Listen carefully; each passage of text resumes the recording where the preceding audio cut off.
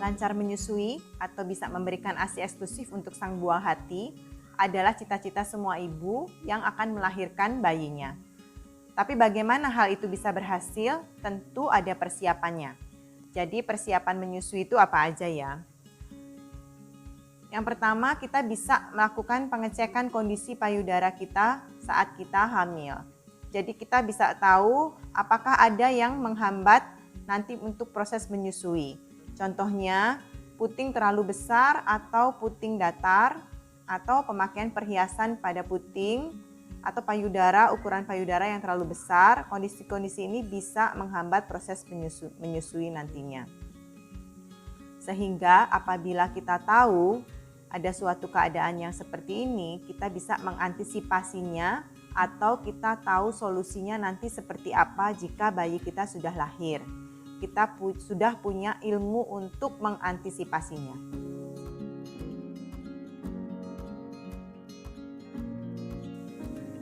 Yang kedua, tentu persiapan yang harus dilakukan itu ikut kursus menyusui.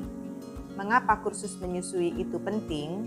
Karena tidak semua hal bisa dijelaskan dan dicari solusinya dengan mudah saat bayi sudah lahir.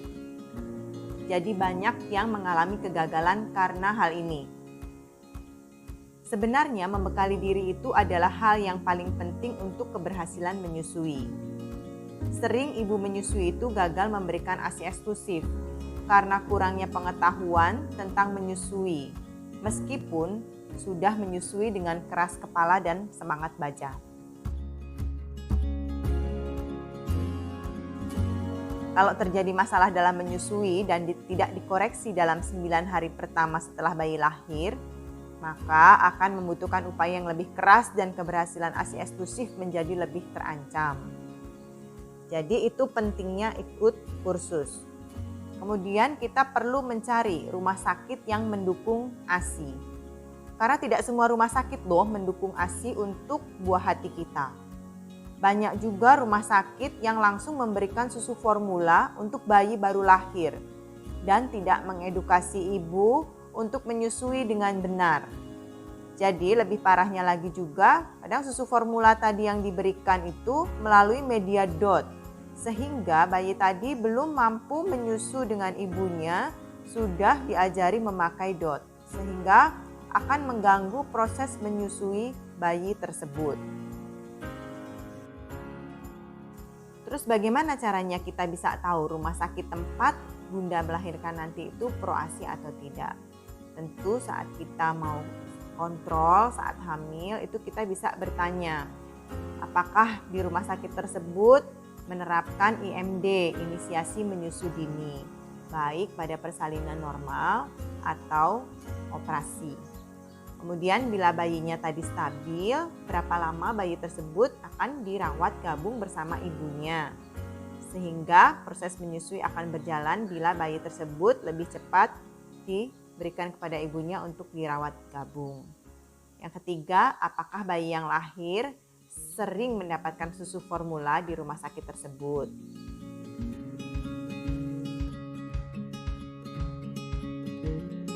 Persiapan lainnya, kita cari dokter anak yang tepat. Usahakan dokter anak yang juga konselor menyusui, karena akan lebih paham tentang masalah menyusui jika masalah tersebut terjadi.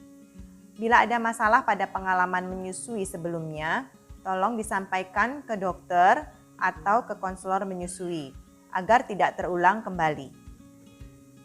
Dukungan keluarga. Dukungan keluarga ini merupakan hal yang penting karena menyusui itu perlu dukungan semua pihak.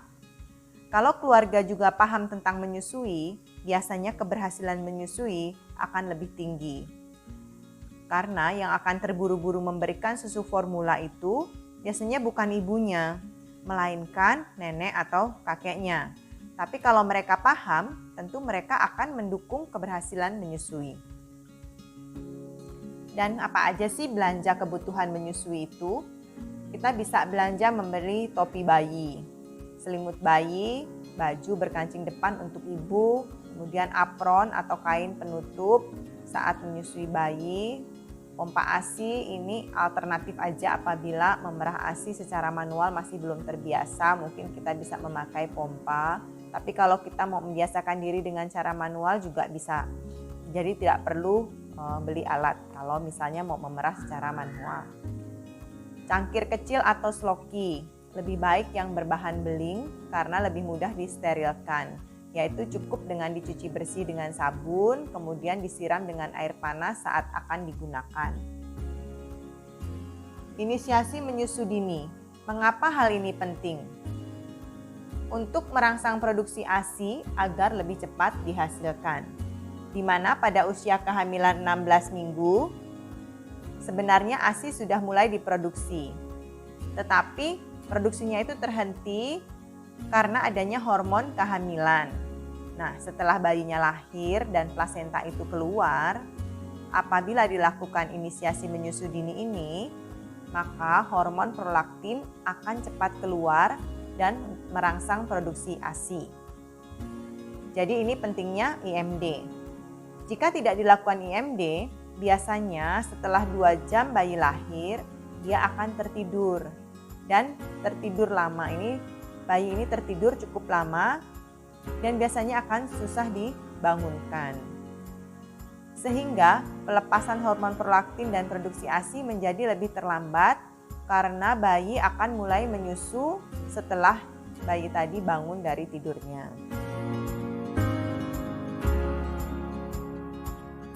IMD juga memungkinkan terjadinya kontak dini antara ibu dan bayi. Kontak dini kulit ke kulit antara ibu dan bayi ini penting sekali untuk membentuk ikatan atau bonding antara keduanya.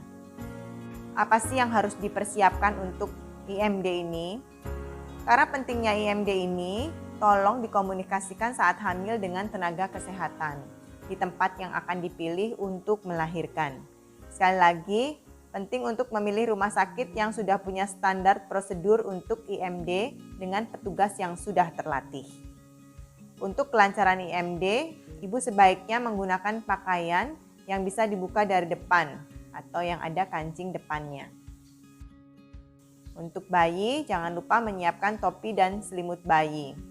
Setelah bayi lahir dan dipastikan kondisinya stabil, bayi akan diletakkan di dada ibu untuk dibiarkan mencari puting dan areola ibu sendiri. Biasanya, bayi akan berhasil menemukan puting ibu dan mulai menyusu setelah berada sekitar setengah hingga 1,5 jam di dada ibunya. Mengenai IMD ini nanti akan dibahas tersendiri, akan ada videonya tersendiri. Bahaya asupan perlaktal tanpa alasan medis yang benar-benar kuat.